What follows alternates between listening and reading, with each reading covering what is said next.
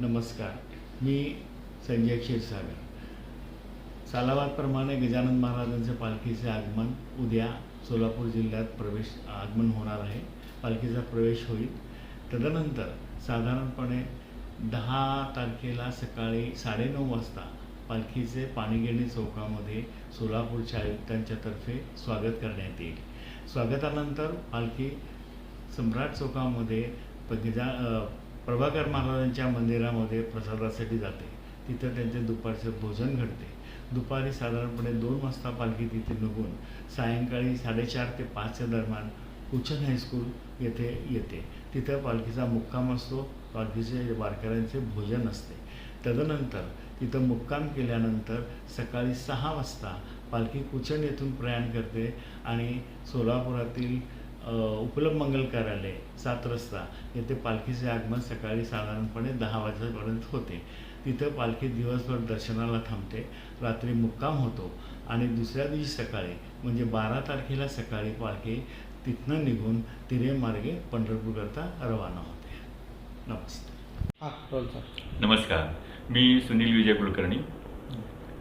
यावर्षी शेगाव संस्थानाची गजानन महाराजांची पालखी 10 जुलैला आपल्या सोलापुरात येत आहे.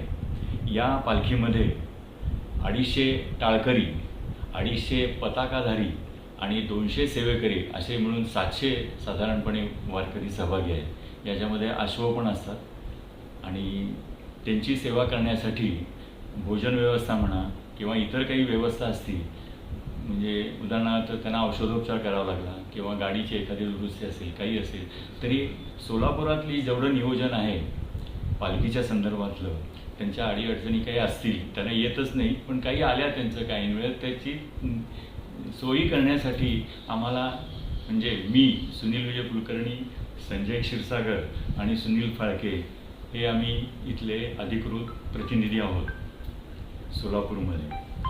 भोजन व्यवस्था ही कुचन हायस्कूलला होते, तसेच उपलब्धमध्येही भोजन व्यवस्था होते आणि अफजलपूरकर मंगल कार्यालय. सोलापुरामध्ये वारकऱ्यांची साधारणपणे आम्ही हे 3 ठिकाणचं नियोजन करतो. या ठिकाणी हे भोजन पुरस्कृत असतं. निवास व्यवस्थेसाठी आम्ही अफजलपूरकर मंगल कार्यालय पण आवर्जून घेतो, म्हणजे त्यांच्या सोयीमध्ये त्यांच्या याच्यामध्ये कुठली कमतरता राहू नये यासाठी आम्ही अफजलपूरकर मंगल कार्यालय घेतो. त्यांची सोय उत्तम प्रकारे व्हावी यासाठी करतो. धन्यवाद. आपलं वर्ष आता हे पालखीचं 55 वर्ष आहे आणि आम्ही साधारणपणे 22वं वर्ष आहे. कोविडमधली 2 वर्ष आम्ही करू शकलो नाही सेवा, पण आमचं हे 22वं वर्ष सेवेचं आहे. सलग 22 वर्ष आम्ही करत आहोत. सर्व भक्तांनी या पालखीचा दर्शनाचा लाभ घ्यावा आणि कुचनमध्ये म्हणा किंवा उपलब्धमध्ये दर्शनासाठी यावे ही नम्र विनंती.